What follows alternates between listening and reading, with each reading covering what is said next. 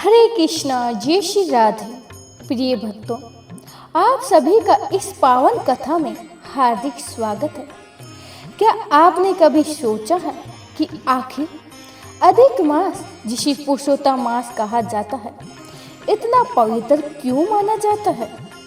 क्यों इस महीने में दान, जप, तप, व्रत और विशेष रूप से श्रीमद् भागवत कथा सुनने का इतना बड़ा महत्व बताया गया है? धर्म ग्रंथों में कहा गया है कि वर्ष के बाकी सभी महीनों में किसी न किसी देवता को समर्पित है, लेकिन यह अतिरिक्त महीना किसी ने भी स्वीकार नहीं किया था।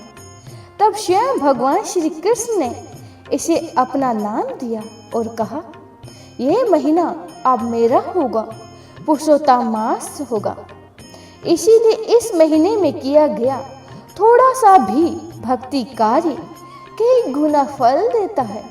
और जब इस पावन मास में श्रीमद् भागवत की कथा सुनी जाती है तो मानो कि मनुष्य के जीवन की सभी पाप, दुख और मानसिक अशांति धीरे धीरे समाप्त होने लगती है। भक्तों, भगवत केवल एक पुराण नहीं, यह भगवान के प्रेम का अमृत है। यह वह दिव्य ग्रंथ है जो टूटे हुए मन को शांति देता है, निराश मनुष्य को आशा देता है और भटके हुए जीवन को सही मार्ग दिखाता है। कहा जाता है, जहाँ भगवत कथा होती है वहाँ स्वयं भगवान का निवास होता है, और जिस घर में भगवत की ध्वनि गूंजती है वहाँ की बुरी शक्ति टिक नहीं पाती हैं। भक्तों, आज मैं श्रीमद् भागवत के प्रथम स्कंद के उस अद्भुत प्रसंग का वर्णन करने जा रही हूँ, जहाँ देवर्षि नारद की बहन भक्ति देवी से होती है। ये प्रसंग केवल एक कहानी नहीं, बल्कि आज के कलयुग की सच्चाई है। कथा में बताया गया है कि जब नारद पृथ्वी लोक में भ्रमण कर रहे थे, तब उन्होंने एक अद्भुत दृश्य देखा। एक युवा स्त्री अत्यंत ही दुखी अवस्था में बैठी थी। उसकी आंखों में आंसू थे, चेहरा उदास था और उसके पास दो अत्यंत ही वृद्ध पुरुष अचेत अवस्था में पड़े थे। देवर्षि नारद आश्चर्यचकित हो गए और उन्होंने उस स्त्री से पूछा, हे देवी, आप कौन हैं और ये दोनों वृद्ध कौन हैं? तब वह स्त्री रोते हुए बोली, मैं भक्ति हूँ और ये दोनों मेरे पुत्र हैं, ज्ञान और वैराग्य। भक्तों, सोचिए कितना गहरा संदेश है इसमें। कलयुग में भक्ति तो कहीं कहीं दिखाई देती है, लोग पूजा भी करते हैं, भजन भी गाते हैं, लेकिन सच्चा ज्ञान और वैराग्य कमजोर पड़ चुका है। आज मनुष्य मंदिर तो जाता है, लेकिन मन में क्रोध, ईर्ष्या, लोभ और अहंकार भी साथ लेकर जाता है। यही कारण है कि ज्ञान बूढ़ा हो गया है और वैराग्य अचेत हो गया है। तब देवर्षि नारद को बहुत ही दुख हुआ। उन्होंने सोचा, इस कलयुग में जीवों का कल्याण कैसे होगा? तभी उन्होंने उपाय बताया गया। यदि मनुष्य श्रद्धा से श्रीमद् भागवत कथा सुने तो भक्ति फिर से जागृत हो जाएगी, ज्ञान में शक्ति आ जाएगी और वैराग्य फिर से युवा हो जाएगा। यही कारण है भक्तों कि पुरुषोत्तम मास में भगवत कथा सुनने का इतना अधिक महत्व बताया गया है। यह कथा केवल कानों से सुनने के लिए नहीं है, इसे हृदय से अनुभव करना पड़ता है।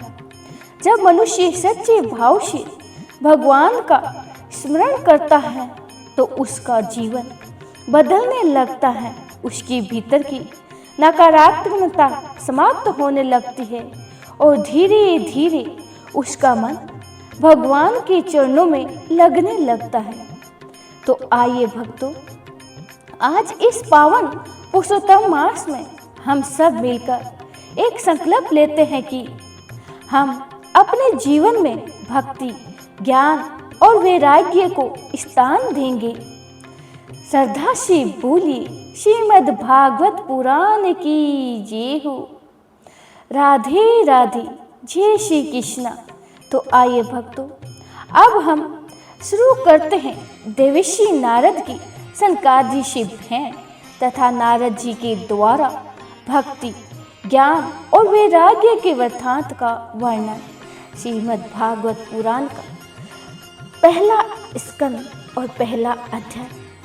पार्वती जी ने कहा, भगवान, समस्त पुराणों में श्रीमद् भागवत श्रेष्ठ है, क्योंकि उसके प्रत्येक पद में महेश्वरी द्वारा भगवान श्री कृष्ण की महिमा का नाना प्रकार से गान किया गया है।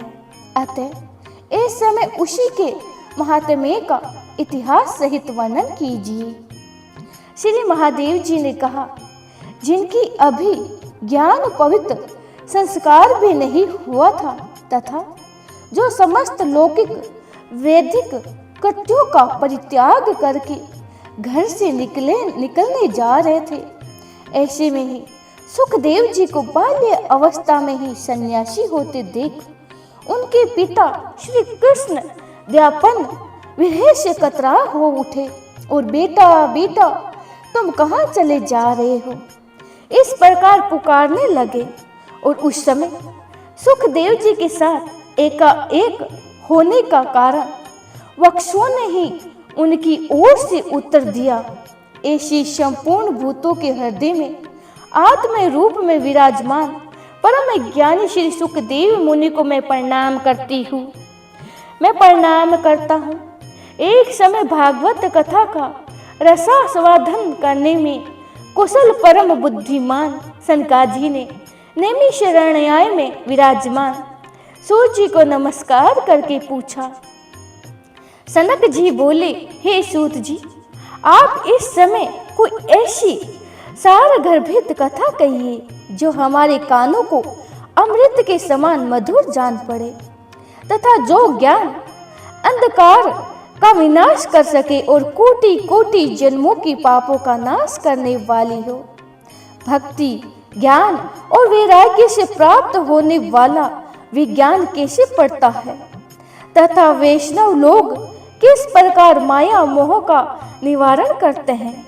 इस घोर कली काल में प्राय जीव असुर स्वभाव के हो गए हैं, इसीलिए वे नाना प्रकार के कलशों से घिरे रहते हैं। अतः उनकी शुद्धि का सर्वश्रेष्ठ उपाय क्या है? इस समय हमें ऐसा कोई साधन बताइए जो सबसे अधिक कल्याणकारी, पवित्र को भी पवित्र करने वाला तथा सदा के लिए भगवान श्री कृष्ण की प्राप्ति करा देने वाला हो। हे चिंतामणि, केवल लौकिक सुख देती है, कल्प वृक्ष स्वगत की संपत्ति दे सकता है, किंतु यदि गुरुदेव प्रसन्न हो जाए तो वे योगियों को भी कठिनता से मिलने वाला नित्य वैकुंठ धाम तक दे सकते हैं। श्री सूत जी ने कहा, सनक जी, आपके हृदय में भागवत कथा के प्रति प्रेम है, अतः मैं भली भांति विचार करके संपूर्ण सिद्धांतों द्वारा अनुमोदित और संसार जनित भय का नाश करने वाले सारभूत साधन का वर्णन करता हूँ। वह भक्ति को बढ़ाने वाला तथा भगवान श्री कृष्ण की प्रशंसा का प्रधान हेतु है। आप उसे सावधान होकर सुने। कलयुग में काल रूपी सर्प से डसी जाने के भय को दूर करने के लिए ही श्री सुखदेव जी ने श्रीमद् भागवत शास्त्र का उपदेश किया है। मन की शुद्धि के लिए इसे बढ़कर दूसरा कोई साधन नहीं है। जब जन्म जन्मांतरों का पुण्य उदय होता है, तब कहीं श्रीमद् भागवत शास्त्र की प्राप्ति होती है। जिस समय श्री सुखदेव जी राजा परीक्षित को कथा सुनाने के लिए सभा में विराजमान हुए, उस समय देवता लोग अमृत का कलश लेकर उनके पास आए। देवता अपना कार्य साधन करने से बड़े ही चतुर होते हैं, वे सब के सब श्री सुखदेव जी को नमस्कार करके कहने लगे, हे मुने, आप यह अमृत लेकर बदले में हमें कथा अमृत का दान दीजिए। इस प्रकार परिवर्तित करके राजा परीक्षित अमृत का पान करे और अमर हो जाए तथा हम सब लोग श्रीमद् भागवत का अमृत का पान कर सके। तब श्री सुखदेव जी ने सोचा कि इस लोक में कहाँ अमृत है और कहाँ भागवत कथा, कहाँ कांच और कहाँ बहुमूल्य मणि। यह विचार कर वे देवताओं की बात पर हंसने लगे तथा उन्होंने अनधिकारी जानकर कथा अमृत का दान नहीं किया। अतः श्रीमद् भागवत की कथा देवताओं के लिए भी अत्यंत दुर्लभ है। केवल श्रीमद् भागवत के श्रवण से ही राजा परीक्षित का मोक्ष हुआ। देख, पूर्व काल में ब्रह्मा जी को बड़ा ही विस्मय हुआ। उन्होंने सत्य लोक में तराजू बांधकर सब साधनों को तोला। तब उस समय अन्य सभी साधन हल्के पड़ गए और अपने गोरख के कारण श्रीमद् भागवत का ही पलड़ा सबसे भारी रहा। यह देखकर समस्त ऋषियों को बड़ा ही आश्चर्य हुआ और उन्होंने इस पृथ्वी पर भागवत स्वरूप भगवत शास्त्रों को ही पढ़ने और सुनने से तत्काल भगवत की प्राप्ति कराने वाला निश्चय किया। यदि एक वर्ष में श्रीमद् भागवत को सुनकर पूरा किया जाए तो वह स्वयं महान सौख्य प्रदान करने वाला होता है। जिसके हृदय में भगवत भक्ति की कामना हो, उनके लिए एक मास में भी पूरे श्रीमद् भागवत का श्रवण उत्तम माना गया है। यदि सप्ताह पारायण की विधि से इसका श्रवण किया जाए तो यह सर्वथा मोक्ष देने वाला होता है। पूर्व काल में सनकादि महेश्वरियों ने कृपा करके इसे देवर्षि नारद को सुनाया था। यद्यपि देवर्षि नारद श्रीमद् भागवत को पहले ही ब्रह्मा जी के मुख से सुन चुके थे, तथापि इसके सप्ताह श्रवण की विधि तो उन्हें सनकादियों ने ही बताई थी। सनकादि बोले, अब मैं आपको वह भक्तिपूर्ण कथा को सुनाता हूँ जो श्री सुखदेव जी ने मुझे अपना प्रिय शिष्य जानकर एकांत में सुनाया था। एक समय की बात है, सनक सनंदन आदि चारों निर्मल अंत करण वाले महेश्वरी सत्संग के लिए विशालपुरी बद्री का आश्रम में आए। वहां उन्होंने नारद जी को देखा। सनकादि कुमारों ने पूछा, ब्राह्मण, आपके मुख पर दीनता क्यों छा रही है? आप चिंता से आतुर कैसे हो रहे हैं? अति उतावली के साथ आप जाते कहाँ हैं और आए कहाँ से हैं? इस समय तो आप जिसका सारा धन लूट गए हो, उस पुरुष के समान शुद्ध बुद्ध खोए हुए हो। आप जैसे आसक्ति शून्य विरक्त पुरुष की ऐसी अवस्था होनी तो उचित नहीं है। बताइए, इसका क्या कारण है? नारद जी ने कहा, हे महात्माओं, मैं पृथ्वी को नाना तीर्थों के कारण सबसे उत्तम जानकर यहाँ की यात्रा करने के लिए आया था। आने पर पुष्कर, प्रयाग, काशी, गोदावरी, हरिक्षेत्र, कुरुक्षेत्र, श्रीरंग और सेतु बंधन यानी रामेश्वरम आदि तीर्थों में इधर उधर विचरता रहा, किंतु कहीं भी मुझे मन को संतोष देने वाली शांति नहीं मिली। इस समय अधर्म के सखा कलयुग ने सारी पृथ्वी को पीड़ित कर रखा है। अब यहाँ सत्य, तपस्या, सोच, दया और दान आदि कुछ भी नहीं है। बेचारे जीव पेट पालने में लगे हैं। वह असत्यवासी, आलसी, मंद बुद्धि और भाग्यहीन हो गए हैं। उन्हें तरह तरह के उपद्रव घेरे रहते हैं। साधु संत कहने वाले लोग पाखंडी में फंस गए हैं और ऊपर से वे रक्त जान पड़ते हैं, किंतु वास्तव में पूरी संग्रह ही है। घर घर में स्त्रियों का राज है। साले ही सलाहकार बने हुए हैं। पैसों के लोभ से कन्याएं तक बेची जाती है, पति पत्नी में सदा ही कलेश मचा रहता है। आश्रमों, तीर्थों और नदियों पर मछुआरों ने अधिकार जमा रखा है। उन दुष्टों ने बहुत से देव मंदिर भी नष्ट कर दिए हैं। अब यहाँ न कोई योगी है, न कोई सिद्ध है, न कोई ज्ञानी है और न ही सत्य कर्म करने वाला है। इस समय सब साधन कली रूपी दानव से भस्म हो गए हैं। पृथ्वी पर चारों ओर सभी देशवासी बाजारों में अन्न बेचते हैं। ब्राह्मण लोग पैसे लेकर वेद पढ़ाते हैं और स्त्रियां वेश्यावृत्ति से जीवन निहारा करती देखी जाती है। इस प्रकार कलयुग के दोष देखता और पृथ्वी पर विचरता हुआ मैं यमुना जी के तट पर जा पहुंचा, जहां भगवान श्री कृष्ण की लीला हुई थी। मुनीश्वरों, वहां आने पर मैंने जो आश्चर्य की बात देखी उसे आप लोग सुने। वहां एक तरुणी स्त्री बैठी थी जिसका चित्त बहुत ही खिन्न था। उसके पास ही दो वृद्ध पुरुष अचेत अवस्था में पड़े थे और वे जोर जोर से सांस ले रहे थे। तब वह तरुणी उनकी सेवा श्रद्धुष्टा करती, उन्हें जगाने की चेष्टा करती और अपने प्रयत्न में असफल होकर रोने लगती थी। बीच बीच में दसों दिशाओं की ओर दृष्टि डालकर वह अपने लिए कोई रक्षक भी ढूंढ रही थी। उसके चारों ओर सैकड़ों स्त्रियां पंखा झेलती हुई उसे बार बार सांत्वना दे रही थी और दूर से ही ये सब देखकर मैं कौतूहलवश उनके पास चला गया। मुझे देखते ही वह युवती स्त्री उठकर खड़ी हो गई और व्याकुल होकर बोली, महात्मा जी, क्षण भर के लिए ठहर जाइए और मेरी चिंता को भी नष्ट कीजिए।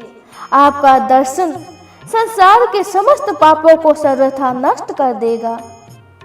आपके वचनों से मेरे दुख की बहुत कुछ शांति हो जाएगी।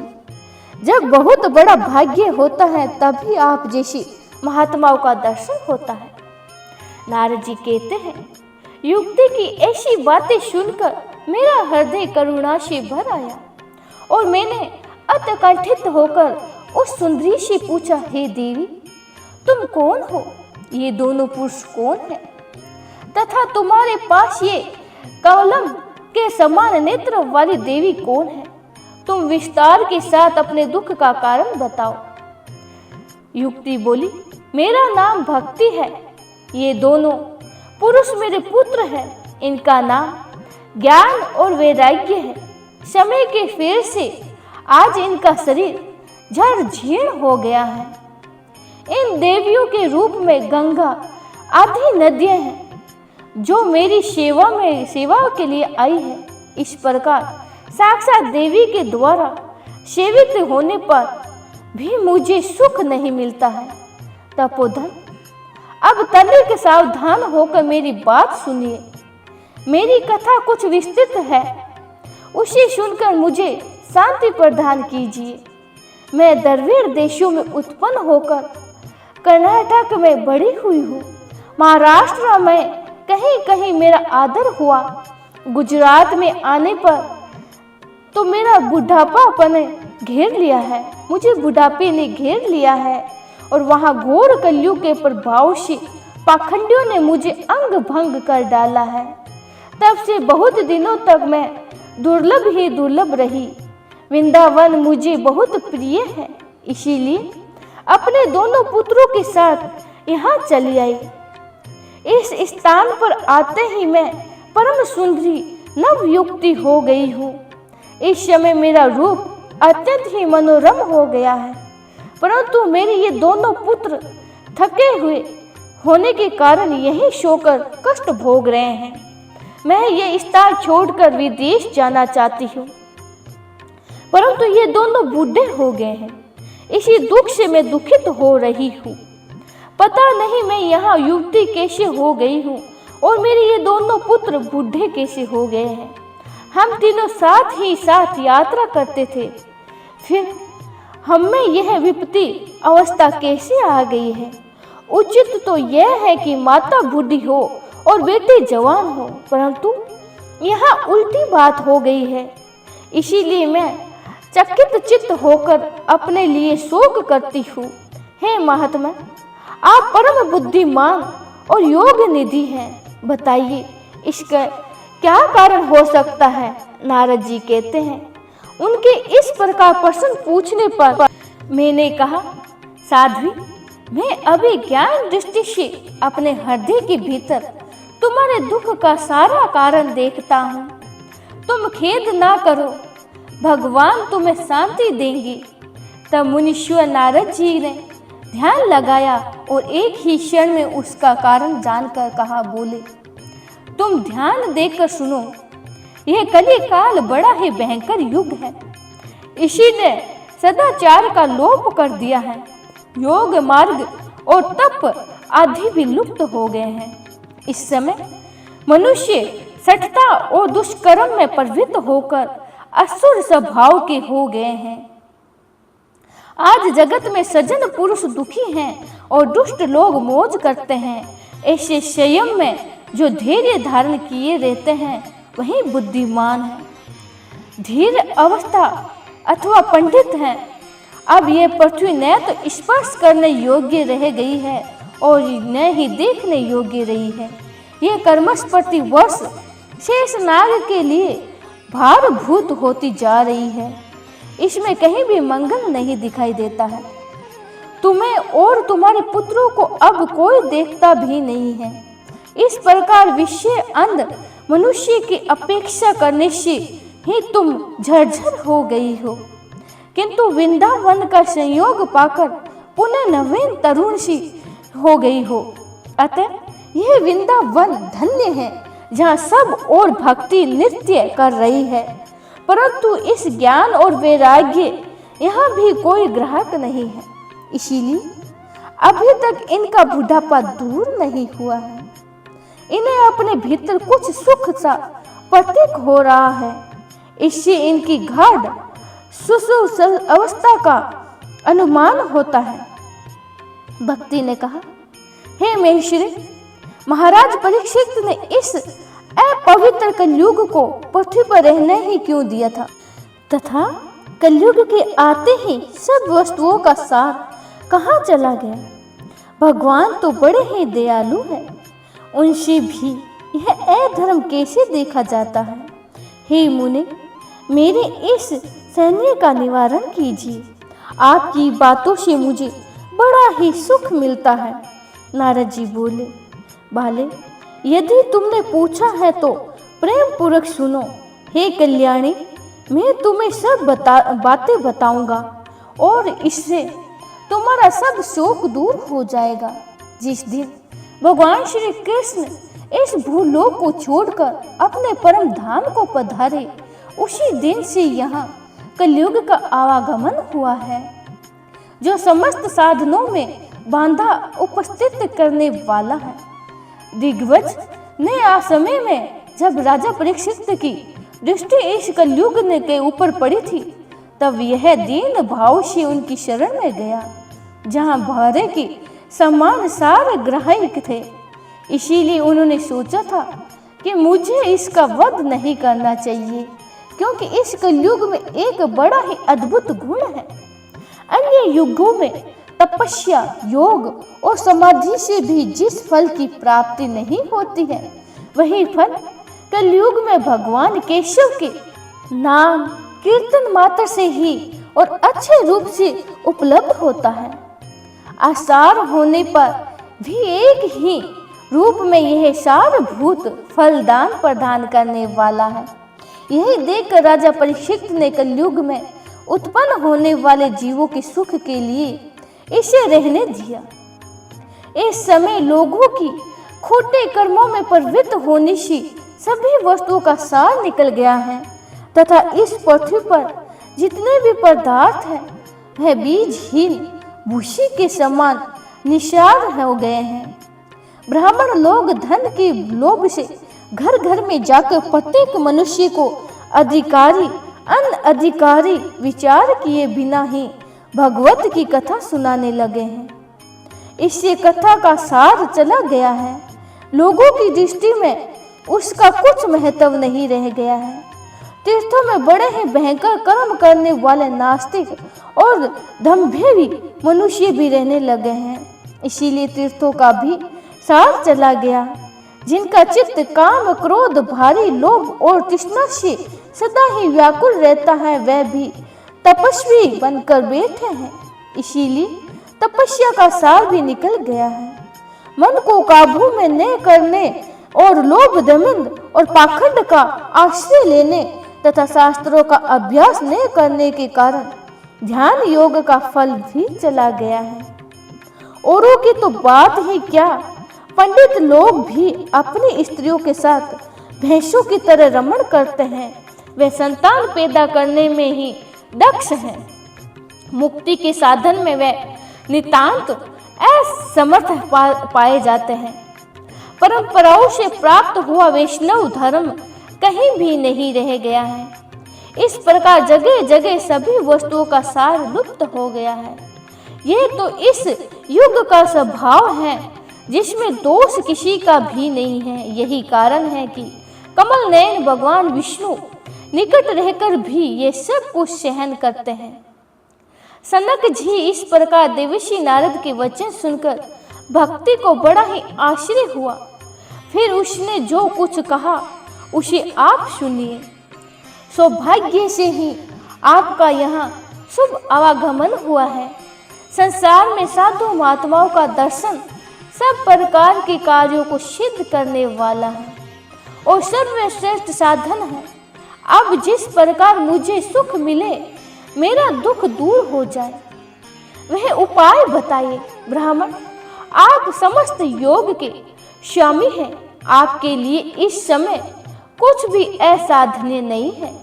एकमात्र आपके ही सुंदर उपदेश को सुनकर कयाधु नंदन प्रहलाद ने संसार की माया का त्याग किया था तथा राजकुमार ध्रुव भी आपकी ही कृपा से ध्रुव पद को प्राप्त हुए थे। आप सब प्रकार से मंगल भजन एवं श्री ब्रह्मा जी के पुत्र हैं। मैं आपको नमस्कार करती हूँ, नमस्कार करती हूँ। भक्ति बोली देवसी, आप धन्य हैं। हरि शरणम, हरि शरणम। भक्तों, वाणी को यही विश्राम देते हैं और कल आपको मैं भक्ति का कष्ट दूर करने के लिए नारद जी का उद्योग और सनकादि के द्वारा उन्हें साधन की प्राप्ति कराने की कथा आगे सुनाऊंगी। तो कल मिलते हैं वापस इसी भक्ति भाव के साथ। तब तक के लिए जय श्री कृष्णा, राधे राधे, राधे राधे, हरि शरणम, हरि शरणम।